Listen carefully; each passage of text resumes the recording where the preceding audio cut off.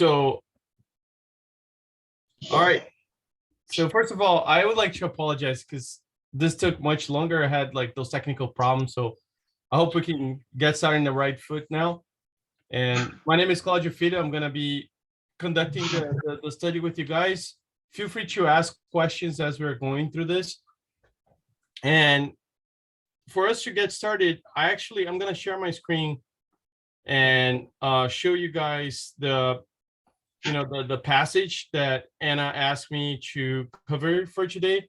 So it's from the book Our Daily Bread, and it's called the necessary renewal. And it starts with Paul saying, "Do not quench the spirit." When the apostle of the Gentiles wrote this exhortation, he did not mean that the spirit could be destroyed. Instead, he was trying to renew the mental attitude of those who were suffocating their higher spiritual tendencies. We often see people who go against their own conscience in order to avoid being labeled as spiritual. Nevertheless, incarnate souls are placed in the laborious learning experience in order to rise from the world as glorified spirits. That passage right there, we're going to go back to it, but that's why I kind of highlight it, because it's very important. This is the highest purpose of the human school. However, humans are still long way from the great truth. They habitually prefer strict conventionalism, and only at much cost do they open their understanding to the realities of the soul. Actually, customs are powerful determining elements in the evolutionary process, but only when inspired by principles of higher order. Therefore, we must not suffocate the seeds of the spirituality constructive life that sprout daily in our hearts under the influence of the merciful Father, that our brothers and sisters who leave the earth through the same door of ignorance and indifference that they entered. Thus, as disciples look back on the activities of each day, they should ask themselves, what have I accomplished? Have I accentuated the traits of the inferior individual of yesterday? Or have I developed the lofty spiritual qualities that I want to retain tomorrow? So that phrase at the very end, very, very similar to a phrase that St. Augustine uses on the Spirit's book. And we're going to cover that in a minute.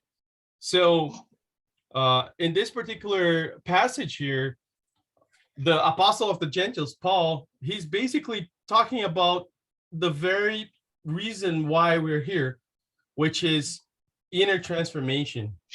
So if we go back to what Kardec says in the Spirit's book, there's question 167, and he asks, what is the purpose of incarnation? So Kardec was curious, like, why do we have to go through the process of reincarnation?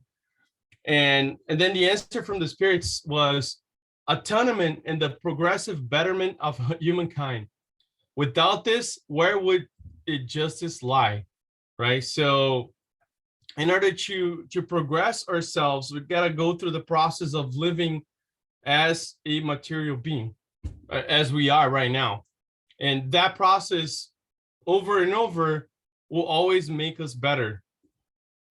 And the other question, the right following one, is question 168.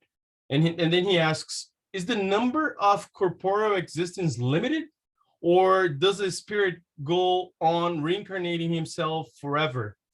And then the answer from the spirits was, in each new existence, the spirit takes a step forwards in path of progress, where he has stripped himself of all his impurities, and he has no further need of the trials of the corporeal life, right? So as we're going through this, the idea is we want to strip ourselves out all those impurities and all the materialistic things that are tied to us.